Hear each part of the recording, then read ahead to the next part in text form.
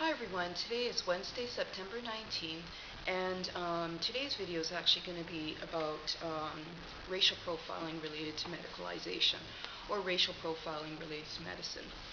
What this form of racial profiling is being prejudiced against a person and using medicine as a tool to dehumanize that person. Now, there's not really a lot of attention to this because it's been going on for quite some time now. And one of the things that people should do is that, first of all, if you are in a practice or some kind of situation where you're actually doing things to people in medicine that you know you're not supposed to be doing, and you're actually in the practice of medicine because you're stressed, you're frustrated, you have to meet certain quotas or whatever it is, the individuals who are in that position, you have to stop what you're doing. Racial profiling related to medicine, you need to understand how that hurts a person.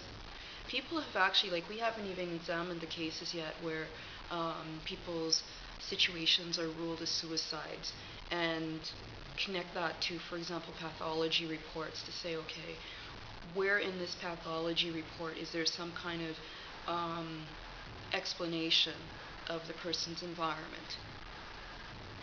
Racial profiling is a form of dehumanization. It's actually a type of crime. And for those of you doing this stuff, you need to start evaluating your ethics. You actually have to come forward and say, you know what, I can't do this anymore. When you actually come forward, it actually helps to improve the process. And for those of you who are actually practicing this racial profiling because you want to collect, these generous, amounts of money to sustain your luxury lifestyle, that's not the reason to get into medicine. Medicine is a very, very lucrative business, sadly. And when you look at, for example, the origins of something called healing, it was never based on, imposing synthetics on people. The particular videos that I focus on is related to the psychology practice, where people have a psychology background and then they become licensed to administer drugs for emotional problems. And quite frankly, I'm surprised that not one person who is actually in that discipline of medicine has actually even questioned that practice. Someone has emotional problems, there's so many different ways that you have to address it. For example, can you identify with the person's culture? Where in your data records is information about sort of the ethnic composition of that person? Second, another way to address that is to connect the person back to some kind of something that can actually enrich them. Get them connected back to their culture, but maybe they don't know how to do that. So you have to figure out a way to get that out of the person. Third, you never ever impose drugs on a person. One of the things that is very problematic in the practice, and actually made me decide not to even practice Western medicine at all, is that it's incredibly violent and it's very, very invasive. And I've also been racially profiled. And the implications of that is very sad, very sad. You lose, the losses are very significant, but you still have to find a way to smile. And when you actually process all this stuff, it's like, you know what, these physicians, for example, because there's different types of doctors, these physicians that have their MDs or whatever, I wonder if they even have any sense. They're doing stuff and they don't even stop to say, you know what, this actually doesn't work for us, so we want change. Second, we even have to evaluate that statement, because if you're actually in the business, why is it about you and not about the patient? So, racial profiling related to medicine, called medicalization, a lot of problems. Look at what, for example, case study. Look at, for example, what happened to the Aboriginal community in Canada in something called Minamata disease. Do you know that actually the doctors in Canada refused to deal with the Aboriginal community because what they wanted to do was they actually wanted to criminalize the Aboriginal community and not say, you know what, this is related to industry pollution. So doctors from Japan, led by a team, led by Dr. Masazumi Harada, he actually assembled a team. He actually had to fly into Canada to help the Aboriginal community related to this environmental disaster called environmental um, health concerns. So racial profiling related to medicine, it's not a nice thing. It's very, very dehumanizing. And, you know, we have to sort of check the ethics and say, okay, you know what are we actually doing here? There's a physician, practitioner. He basically was a forensic pathologist. He received a lot of awards. You know, he wrote up all these discourses and what. You know what he did? He wrote some really cruel statements about families who had to deal with children who were of the status of deceased. And he criminalized them in these reports. And what had happened was the actual court system in Canada took the weight of that specialist, so-called specialist. And then an investigation was done to find out that actually this person was the person with the problem. So what they did was they actually took away his license. But this guy is still living a luxury lifestyle. His name is Dr. Charles Smith.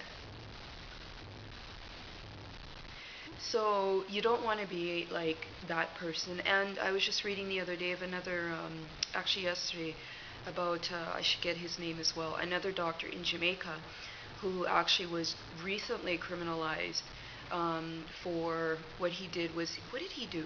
He cut out the appendix and didn't tell the person that he actually did the surgical procedure.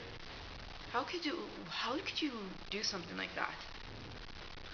And not until the person started feeling some pain or whatever, started feeling strange, this person was a female, had to actually go to another doctor, and another doctor had to do surgical procedures to correct this problem. Doctor number one didn't even come forth. So I'm saying this to say that, you know what, in the practice, you have to address this thing called racial profiling. This stuff is not funny. And also, you have to realize that your position doesn't stand. For example, look at your medical records. You write these stories. Where's your ethics around that? You write these stories, you get all these patients. When have you actually called your patients in to say, okay, you know what, Mr. So-and-so or Miss So-and-so, or, you know, family so-and-so, you know, I'd like to actually see you at some point when you're available so that we can actually audit your records. And this is what the audit means. So they come in, they look at their records, they even take them back to their homes, have family discussions about them, give them reasonable time, and then you know what you do is you get them to comment on their records and return them back to you. So that if something does come up, then you know what, you could actually learn yourself about the situation. I just find that there's just a lot of physicians who, I don't know if they haven't been spoken to, very arrogant, and being, for example, a black female, it's really interesting even hearing how some of these patients or these doctors will talk to you, not even realizing that they could even be talking to somebody who actually teaches this shit and prosecutes this stuff. So racial profiling related to medicalization, to the physician particular demographic, you have to check your ethics. Share your thoughts about this.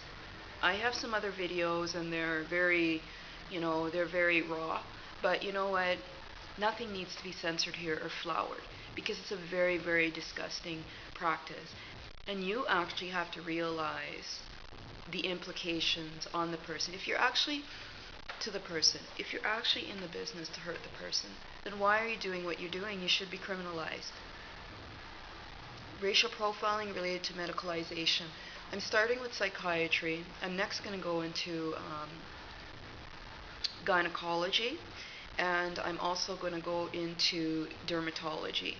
And for example, people who are sort of interested in this stuff, investigating this and prosecuting this, take a look at the history of gynecology. look at how this thing even developed. And you know what? Share that information and let's talk about it. Thanks for watching. Take care.